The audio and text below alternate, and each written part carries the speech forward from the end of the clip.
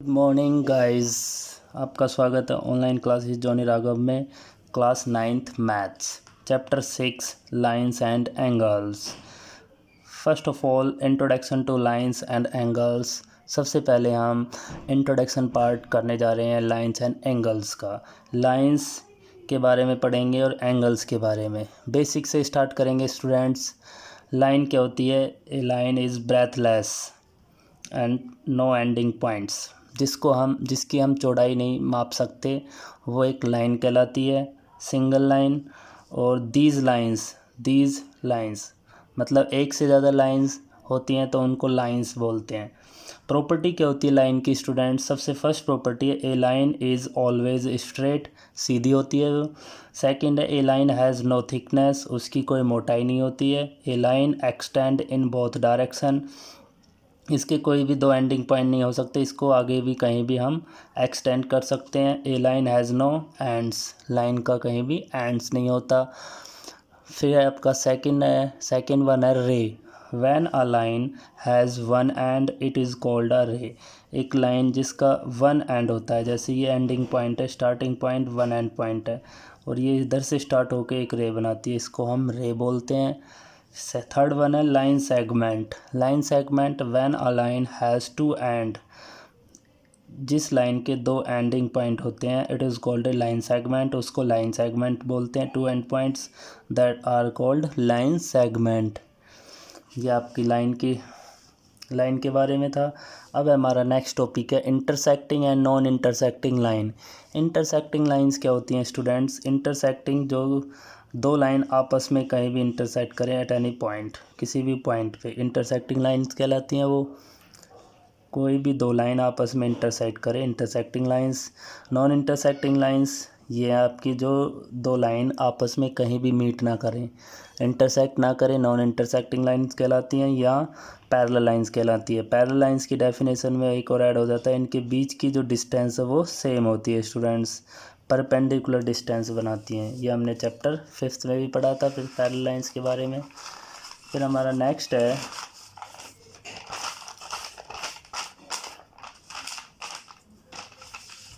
collinear and non-collinear points. Collinear and non-collinear points if three or more points lie on the same line. तीन या तीन से ज़्यादा एक लाइन में से लाई करें, they are called collinear points। उन पॉइंटों को हम collinear points कहलाते हैं। Otherwise they are called non collinear points। और जो एक लाइन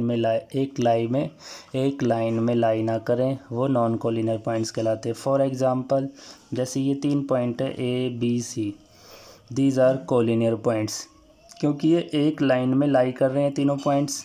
PQR, ये तीन पॉइंट्स एक लाइन में लाई नहीं कर रहे हैं तो that are non collinear points. Point AB and C are collinear points, point PQ and R are non collinear points. Once again, if three or more points lie on the same line, they are called collinear points, otherwise they are called non-collinear points. Point ABC are collinear points, point PQR are non-collinear points. Next topic है आपका angles. Angles क्या है? When two rays are originated from same points, same point से दो रे निकलती हैं, originate मतलब ओरिजिनेट होती हैं, एन एंगल इज़ फॉर्म, तो वो एक एंगल फॉर्म बनाती हैं। दैट इज़, ये आपका एक एंगल है। कॉमन वर्टेक्स, कॉमन पॉइंट होता है जो दोनों का, वो वर्टेक्स कहलाता है और ये आपकी क्या कहलाती है? Arm. The corner point is called vertex, corner point को हम वर्टेक्स कहते हैं students. The rays making an angle is called arm, जिन रेज से हमारे पास एंगल बनता है वो आर्म कहलाती हैं। टाइप्स ऑफ एंगल्स, कितने टाइप्स के होते हैं एंगल्स? आप 6th-7th स्टैंडर्ड में पढ़ के आए हो। एंगल्स, एक्यूट एंगल क्या होता है? An acute angle measures between 0 degree and 90 degree, जो 0 और 90 डिग्री के बीच में मेज़र किया जाता है, लेस देन 90 डिग्री, वो क्या कहलाता है? आपका एक्यूट एंगल। फॉर एग्ज़ाम्पल इस टाइप से हम बना सकते हैं उसको, ये आपका एक्यूट एंगल है। राइट एंगल क्या है? And right angle measure 90 degree, equal to 90 degree, जो 90 डिग्री का बनता हो एक्यूरेट। फॉर एग्ज़ाम्पल ये आपका क्या है? डायग्राम 90 डिग्री का है। ये आपका क्या है? Right angle. Obtuse angle, A angle greater than 90 degree but less then 180 degree is called an obtuse angle, या शॉर्ट फॉर्म में greater than 90 degree and less than 180 degree. कोई सी भी डेफिनेशन आप याद कर सकते हो, ये शॉर्ट फॉर्म में है। A angle greater than 90 degree, जो एंगल 90 डिग्री से ग्रेटर हो, लेस देन हो 180 डिग्री, वो ऑब्ट्यूज एंगल कहलाता है। इस टाइप का डायग्राम बनेगा आपका, ये आपका ऑब्ट्यूज एंगल है। Straight angle, fourth, an straight angle is equal to 180 degree are known as straight line. Straight angle इस टाइप का डायग्राम होता है स्टूडेंट्स, ये आपका क्या है, स्ट्रेट एंगल है, इसको स्ट्रेट लाइन भी बोलते हैं। फिफ्थ वन है reflex angle, an angle which is greater than 180 degree, 180 degree से greater but less than 360 degree is called a reflex angle. Short form में याद करना है तो greater than 180 degree, less than 360।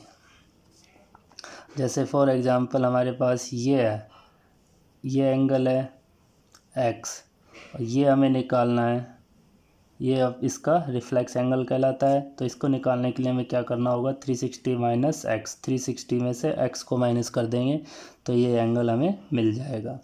Students, ये रिफ्लेक्स एंगल्स है। अब हम पढ़ने जा रहे हैं पेयर्स ऑफ एंगल्स, जोड़ा, एंगलों का जोड़े के बारे में।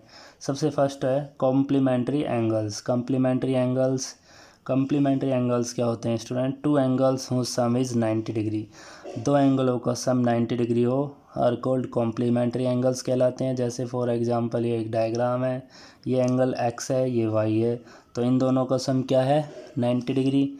यदि हमें ये गिवन नहीं है, एक्स हमें गिवन नहीं है, तो हमें वाई गिवन है 40, तो कैसे निकलेगा नेक्स्ट दूसरा एंगल, तो वाई इक्वल टू 90 माइनस 40, तो वाई कितना मिलेगा हमें 50, सॉरी एक्स इक्वल टू मिलेगा हमें 50 डिग्री। जब हमें कम्प्लीमेंट्री एंगल गिवन हो और एक गिवन हो अगर दूसरा निकालना हो तो इस फॉर्मूले से निकाल सकते हैं हम, 90 में से उसको माइनस कर देते हैं।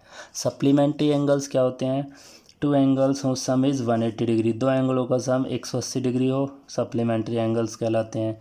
ये आपका ए है मान लिया, ये बी है, तो ए प्लस बी 180 डिग्री है। इसी में भी हमें गिवन है, ये हमें गिवन है 110 डिग्री, बी हमें निकालना है स्टूडेंट्स 180 डिग्री, तो बी 180 माइनस 110, तो कितना मिलेगा 70 डिग्री। इस टाइप से सप्लीमेंट्री एंगल्स भी फाइंड आउट कर सकते हो आप। तो नेक्स्ट टॉपिक है आपका एडजेसेंट एंगल्स। नेक्स्ट एंगल्स क्या है, एडजेसेंट एंगल्स। एडजेसेंट एंगल्स क्या होता है, ये आपका डायग्राम है एडजेसेंट एंगल्स का। इधर जेड एंगल है, ये वाई है, ये एक्स है, वाई और एक्स को मिलके जो बनता है वो पी मान लिया, कैपिटल पी, और जेड और वाई से मिलके जो बना है वो capital Q. Two angles are adjacent if they have a common vertex, a common arm and their non common arms are non or on different sides of the common arm.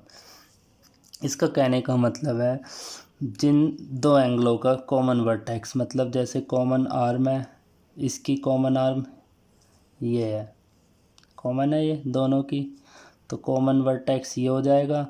तो पड़ोसी angle जैसे Y और x आपके adjacent angle हैं, इन दोनों को मिला के हमें क्या मिलेगा पी, और फिर जेड और वाई। ये नहीं है आप जेड और एक्स को एडजेसेंट एंगल नहीं बोला सकते क्योंकि इसमें कोई भी कॉमन आर्म नहीं है। जेड वाई आपकी कॉमन आर्म होगी ये वाली, और वाई एक्स, तो angle Y plus angle X क्या होगा, angle P, angle Z plus angle Y क्या होगा, एंगल क्यू। नाइन्थ है लीनियर पेयर ऑफ एंगल्स, जिसको स्ट्रेट एंगल भी बोलते हैं। हमारे एक लाइन है, इसके ऊपर ये तीन एंगल बने हुए हैं एक्स वाई जेड, इन तीनों का सम क्या होता है students 180 degree. If X plus Y plus Z 180 degree linear pair angles, ये काफ़ी यूज़ होगी इस एक्सरसाइज में। इसको लीनियर पेयर भी बोलते हैं और स्ट्रेट एंगल भी बोलते हैं।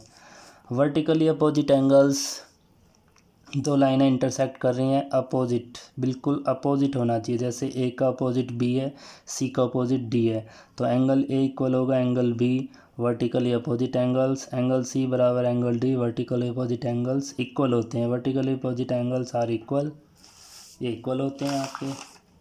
फिर हमारा आ जाता है next corresponding angles. Corresponding angles काफ़ी इंपॉर्टेंट है। एक्सरसाइज 6.1 के अकॉर्डिंग हमारे पास दो पैरेलल लाइन है स्टूडेंट्स, एम और एन, एक ट्रांसवर्सल है एल।